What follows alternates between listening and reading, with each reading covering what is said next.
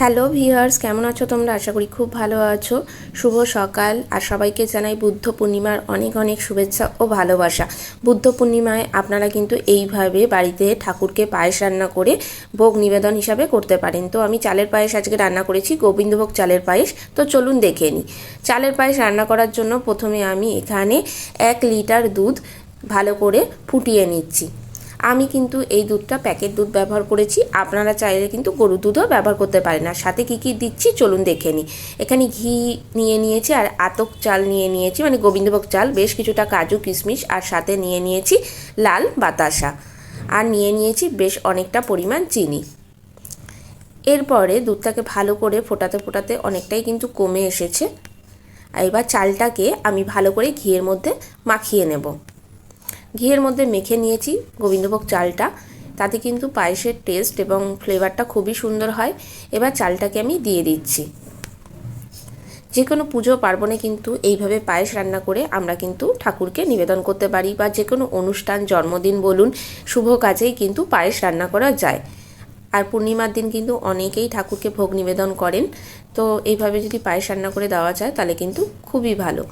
তো চালটা কিন্তু অনেকটাই ফুটে এসেছে, এবার নাড়তে থাকতে হবে, না হলে কিন্তু কড়াইতে লেগে যেতে পারে। আর গ্যাসের আগুন কিন্তু লো টু মিডিয়াম করে রেখে দিয়েছি। তো এর মধ্যে দিয়ে দিচ্ছি বেশ অনেকটা পরিমাণ চিনি। চিনি দিয়ে খুব ভালো করে আবারও নাড়াচাড়া করে নেব। আর এখানে দিয়ে দেবো লাল বাতাসা। আপনারা চাইলে কিন্তু এখানে নকুলদানা, মিশ্রি অথবা সাদা বাতাসাও ব্যবহার করতে পারেন। লাল বাতাসা এই কারণে দিয়েছি, পায়েসের রঙটা বেশ একটু লালচে লালচে হবে, দেখতেও ভালো লাগবে। আর বেশ অনেকটা কাজু কিশমিশ এর মধ্যে দিয়ে দিলাম। এই দিয়ে খুব ভালো করে নেড়ে চেড়ে নেব, ভালো করে নাড়াচাড়া করে নেব। আর আগেই বলেছি গ্যাসের আগুন লো টু মিডিয়াম করে রেখেছি, না হলে কড়াইতে কিন্তু পায়েসটা লেগে যেতে পারে।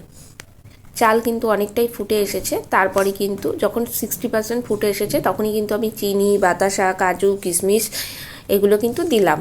দিয়ে এবার খুব ভালো করে নাড়তে থাকতে হবে। ভালো করে এবার জাল করে নিলাম।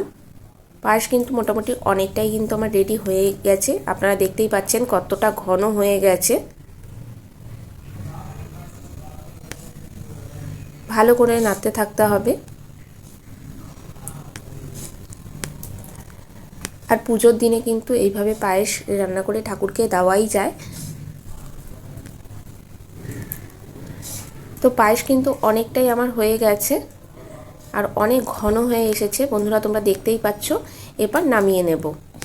কেমন লাগলো আজকের রেসিপিটা অবশ্যই কমেন্ট করে জানিও। যদি ভালো লাগে তাহলে বরাবরের মতো একটা লাইক দিয়ে কমেন্ট করো, প্রচুর প্রচুর শেয়ার করো। আমার চ্যানেলে নতুন বন্ধু হলে চ্যানেলটা সাবস্ক্রাইব করে নেওয়ার অনুরোধ রইল।